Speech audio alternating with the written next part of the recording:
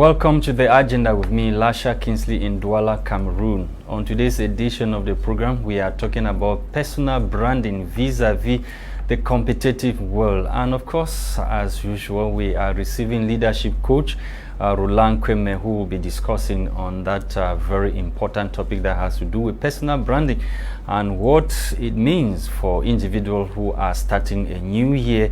Of course, companies as well. What is the place of personal branding in the competitive world that we have today, marked by a lot of challenges?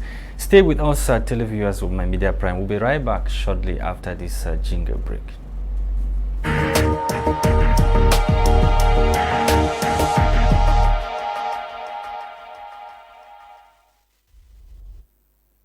Thank you so much for honoring my invitation. Happy New Year to you. Thank you so much, Kingsley, for the invitation, and I want to seize this opportunity to thank you and thank this amazing media house, and also wish a very positive, a very productive, but most important, a very performant 2024 to all our televiewers. Yes, we are talking very important and sometimes very neglected aspects of life that many individuals as well as organizations they miss out on. We are talking about personal branding, and at the kickoff of a new year marked by countless resolutions, it is essential to pause for a few moments to take stock of the past year in order to assess the results achieved and effectively plan the next steps to be taken. What is the purpose of this personal branding?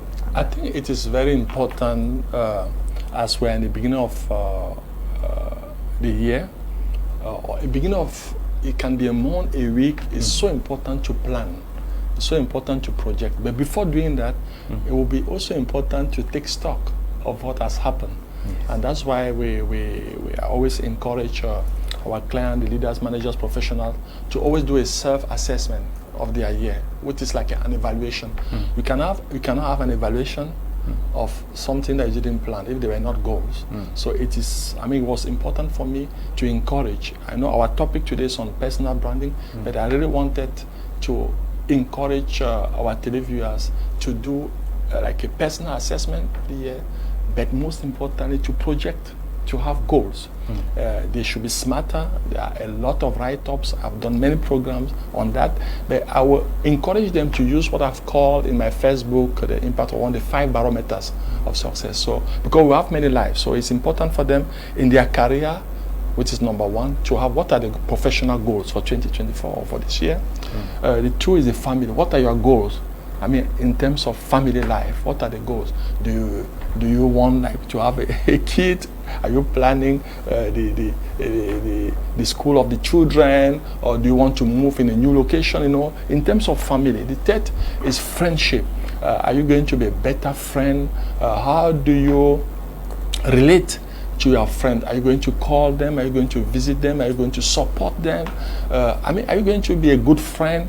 So what are the goals that you have? The 4th barometer is the community involvement. We all know, and you have said in the introduction, that our communities, our country, or Africa, the world is at a crossroad. There are a lot of challenges, and it's important for us to develop what we have called the individual social responsibility. So what are you going to do for your community? What are the issues? What are the challenges that you have identified and that you think you are going to address, which is a goal? And last barometer is the spiritual life. What is going to be your relationship with God? You are God. And this is quite important. Now, if you have got and you have taken ownership of these 5 barometers, then now the goal setting will be based on those different barometers. That's why at the end of the day, when you ask me, was your year good or bad, I will not answer like that. I have to be very specific. What are you talking? Is it professional? Is it in terms of family?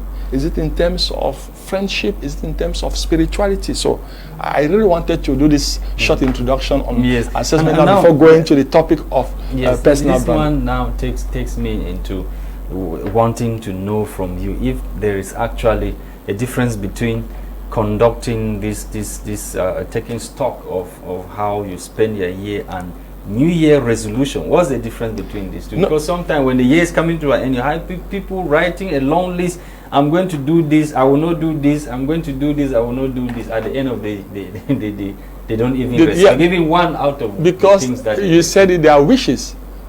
So it's quite different with a concrete action plan. They are like dreams. They are like, okay, incantation, I will do this. No. To be very serious, there is a whole process. So when, for instance, you have written them down like that, later on the next aspect will be in terms of action steps, concretely. If I say, okay, for 2024, I want to lose weight, which is a goal, but what do I do to lose weight? Is it diet? Is it sport? Is it? So you concretely put it.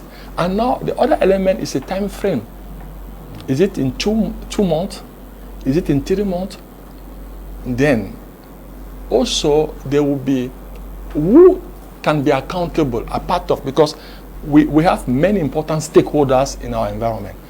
It can be the family, it can be my wife who will look, it can be my friend who will tell me, oh, Kingsley, you said you'll be doing sport. How far have you gone with the sport? sport? So you see, it's a whole practical system that you have to put in place. If it's just to write it, then no follow-up, no deadline, then I think we are not. And then there's also an element that is quite important. It's what we call key performance indicators, because it will help you to measure how far you have gone. Is it 20% achieved, 30, 50, 60, 70%? Yeah, it's quite very organized, it's very structured, and it's not a game. It's not just witches. I know we drink a nice beer or a nice wine. That's why this year I'm going to be a very, very strict person. I'm going to be this. So how do you ensure that you are the strict person you say you are? There's a whole system to put. That's why the goal, they must be smarter, as we all know, which is quite specific, measurable, achievable, time-bound. Very important also to see that we evaluate it, evaluable and rewardable, which is the way we have developed it in Goa, because people talk a lot about, experts talk a lot about smart goal, but we talk about smarter goal. But again, we went far and gave this barometer of success so that they are specific. You might not succeed in one of the fields. Maybe the career is excellent, but how about your family life, But again, you need to document it. As I've said, goals, maybe by barometer 3, not more than 3 goals, not 2. You have said a long list. I have an issue. If the list is too long, how are you going to achieve it? You make it, the goals should not be too difficult. They shouldn't be also too simple. But they must be very realistic. They must be goals that will challenge you, but there will be goals that you can measure. At the end of the day, they must be measurable, so that we'll be talking here about key performance indicators. So now, when you take like the 5 aspects that you have talked about, what you earmark, you take stock of how the year was, and then what you envisage to do.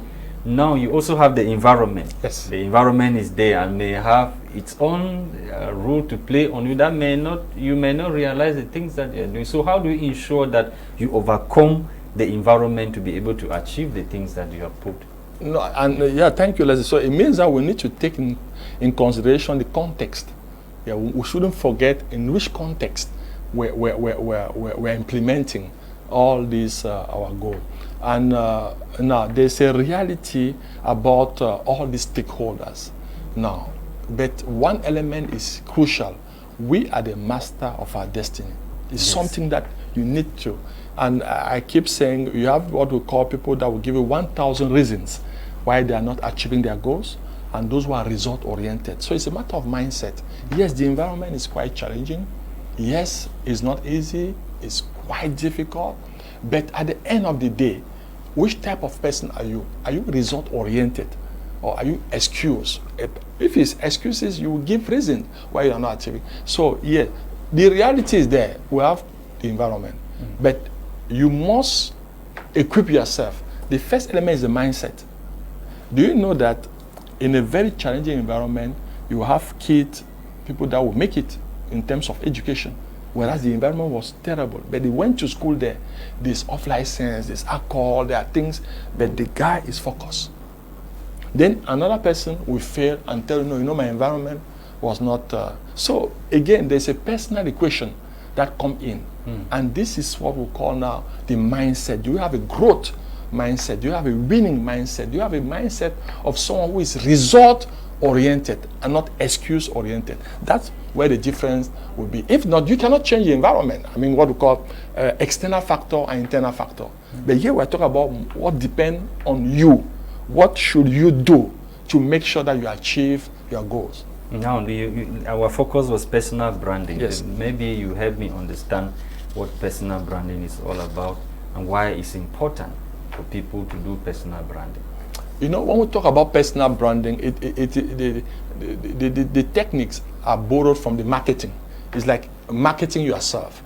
It's a personal marketing. It's essential marketing. But now marketing yourself, how do I position myself? How do I stand out? How do I make sure that I'm more visible? How do I make sure that people are aware of who I am?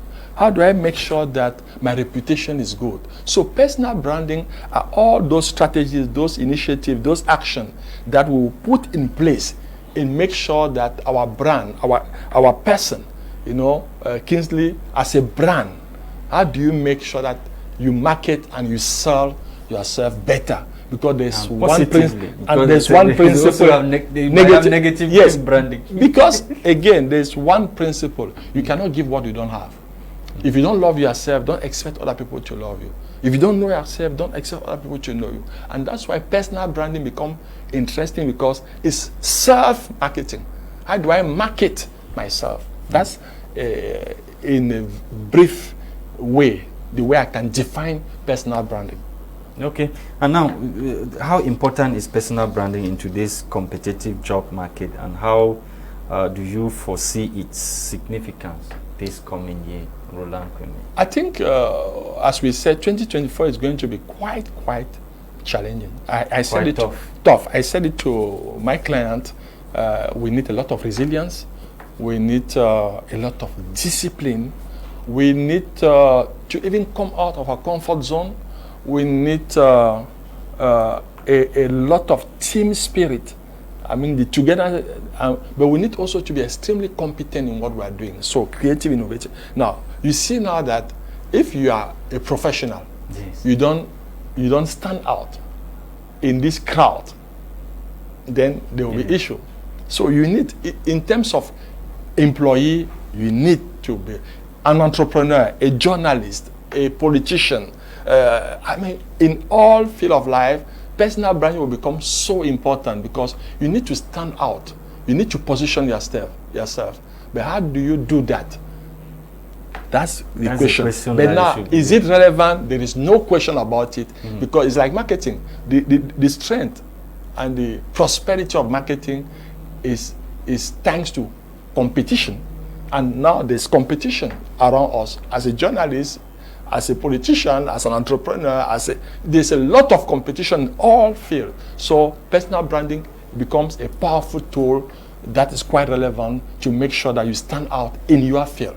Yes. So how do you do this? How do you go about this? Now we have developed what we have called the 10 key steps that can help you to brand yourself. The number one is to define your brand. Now the question that Kingsley will ask me, let's use me as an example. Okay. So how do I define my brand as Lasha Kingsley? Now, a brand is essentially a promise. A brand are values. Now, for Kingsley, when I have a client, you are here, I will ask Kingsley, what are the 3 qualities that you have, that you think you have? 3 qualities.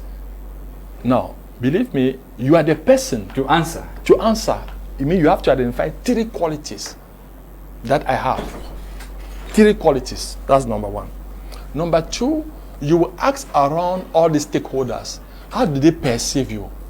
Let them give you 3 qualities that they think you have. You can ask to your wife, to your husband, to your colleagues, to your pastor, your priest, you know, the 5 barometers. We're coming back. So these stakeholders, they will give you the perceptions in terms of quality, that then now you will see if it's matching. But before doing that, you must already write down the 3 qualities that define who you are. Yes. Now, when you do the exercise, they will give you the answers. You will see if there's a gap between what you think you are and the way you are perceived by these important stakeholders. Now, there's no issue if there's a gap. If there's a gap, what does it mean? It means that you have to do a lot of work to make sure that you come back to your ideal person. Yes, person. Because you are the person that know who you are or what you want to be. But the only challenge is that you are perceived differently. And perception becomes so powerful. So now you work on the You have to brand yourself now. Yes, brand. Number two is that you ask yourself, what is your specialty? If I take again, Leslie, you're a journalist. But are you a general journalist, political journalist, development journalist, you know? Who are you? If it's Roland KWEMAIN, they will say leadership coach and trainer. You said it introducing me. So what? Leadership coach. Yeah, it's not. So it's not. It's non-negotiable. It's not questionable. When you think about coaching, you think about corporate training. The idea that comes, if there's you want to bring a guest, an expert, you know, who do you call? Are they calling you? So it means that what is your specialty? What is your expertise? What? Yes. What? Then number three is you must write your biography. Now there's a difference between the CV and the biography. The CV is very detailed. It will give educational background, everything. your academic background, your experience, job, career, and if it finishes by the hobby, what do you like, what do you read? You see, structure. But the bio is the narrative way of the. So Roland KWEMAIN, born on April 1971 in Yaoundé, he holds a master's degree in this. He has written 3 books, leadership. You know, it's different. Yes. So that why do I advise you to do it? Because when you go to conferences, or you have your website or you are on social media, you must have that tagline that defines you. Most of the time, don't allow other people to define you. So you are the person. When I come to your program, I give you my bio. You can go to my page, you have downloaded it. That's why you can present Roland KWEMAIN. You are not the person writing who I am. I write it, although I write it as a third person, born on he is, but written by me. So there must be a biography. Number 4 strategy is to create a blog or a website, but more a blog. Why? In today's world, knowledge becomes so powerful. You cannot be a journalist as you are, very committed, and you don't produce intellectually. So you must be writing, producing. Not only papers in the field, but even, contribution. And this goes with every person listening to me. You are a lawyer, you must have produced intellectually. If you go to Roland web, you will see I produced a lot because it's a way of positioning. You're having a blog, followers, people listening to you, he's good at that. This is what he's saying. This is, so writing, publishing. Number 5 is also be part of social or professional networks. You must be on social media, but the professional one. Networks. Yes, network. You must belong to a professional association. If you're a journalist, a lawyer, a medical doctor, a coach, it's very important to be a member of this organization because they build your skills, you build your network, but also they build your reputation because leaders are learners. If they stop learning, they stop growing. So it's very important to be part of this social network, especially professional one. Now, it is also important to develop your communication skills. Some are born outstanding communicators. They talk well. They talk well, they make their speeches well. Those who are not good at, please go and learn. You can be trained. Communication is key in today's world. You cannot want to position yourself to be the brand. How to talk. At least English and maybe French in Cameroon. And you need to be good in communication because some great leaders, managers, you will see, they come on air like you. Kingsley, you have issue. They cannot talk. They cannot talk. You even the interview is so bad. Journalists always saying that a good client, for them, a good client is someone who talks well. That they can do a program. So it's not about but some need to go and be trained. So be humble. Not everybody is born a communicator, but you can become by the trainer. Number 7 is that you must get involved on social media. You'll be surprised. People, oh no, Facebook, no. People use laziness to run away from there. You must be there. But how are you there? It depends on what you are posting. It depends on what you are writing. So you can't say, I don't like social media. You can go there and you write the things that you don't like. Yes. That will be your own way of contributing. Thank you. So you don't give excuses to run away. I say people are so lazy and they give excuses that I don't want. No. You must be there. What about H2? Some of them say, that thing is for your generation. It does not concern us. But it means they are missing something. You need to reinvent yourself. You need to adapt. You need to be agile. So you cannot say, yes, you might not be as smart, as outstanding like that generation. But my dear, you must be there. Number 8 is that you need to continue to develop your network. How do you do to develop a network? It's by being very involved in everything that has to do with volunteerism. It's not just about gaining, it's about giving. So you must find time and volunteer. And when you do that, people see what you do. You are doing. When opportunity comes, probably they will call you. Figure it out. This man has always been doing this. Build credibility, reputation. They can see you are good heart. They say, hey, he gives. And there's more pleasure to give than to receive. And in giving, as you have said, at the end of the day, you always receive. In 9, you need to learn to say no. Yes, you are surprised that because you thought, okay, Coach Roland will say good things. Why I'm saying you need to learn to say no, you must have a personality, you must have character. It's not saying yes. Saying no means I have principles. There are things that you will not do. There are things that you cannot do. There are things that goes against your values and principles. So learn to say no. You're also building a strong personality. And our personality, in terms of personal branding, is our biggest asset. And last but not the least, you must be competent in what you do. It's the last, but it's the most important.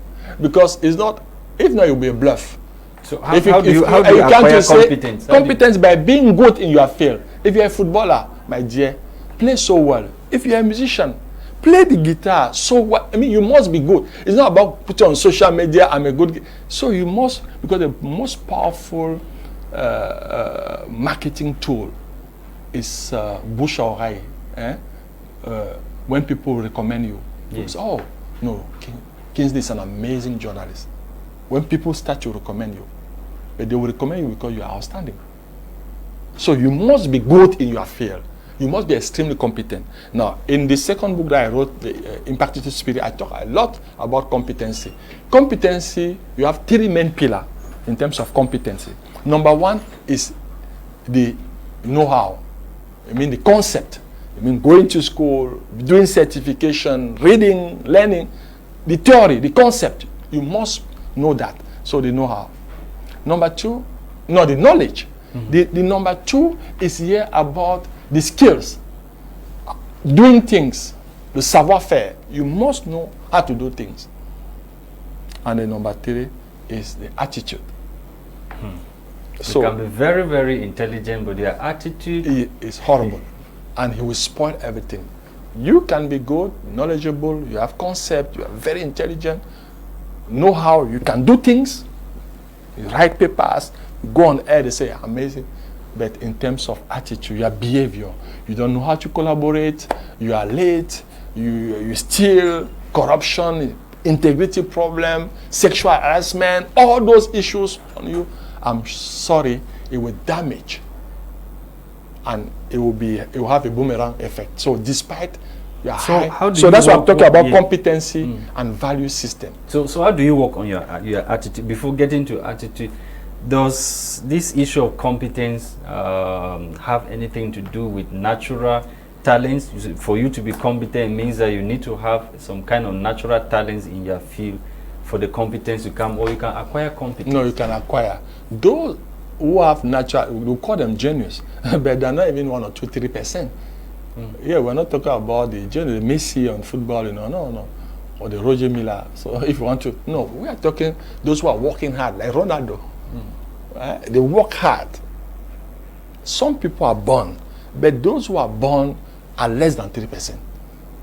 The majority, 95%, become by working so hard, but today by working also so smart working intelligently. So it's not about just muscles. It's also using the brain. So I will advise that we work hard, we work smart, we build our competency every day. We go to new horizon. We come out from our comfort zone. We challenge the status quo. We are creative. We are innovative. That's what will help us to make sure that we don't collapse, because whether I like it or not, the year is going to be quite challenging. But those who are going to make it are those who are going to be so resilient. So it means determination, they will not give up. Those who are very creative, innovative, think out of the box.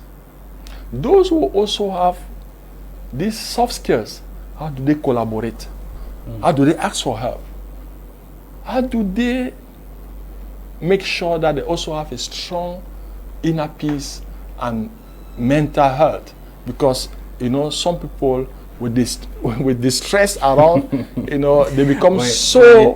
I'm smiling because the household, many people in Cameroon are already going through hell. Yes. To have 3 square meals on the table is hell. So this stress you're talking about, it's a reality. May increase. And you can see the consequence can be violence, because we have moral violence, we have physical violence. You see people on the street talking alone, and you start, they have put their hands somewhere.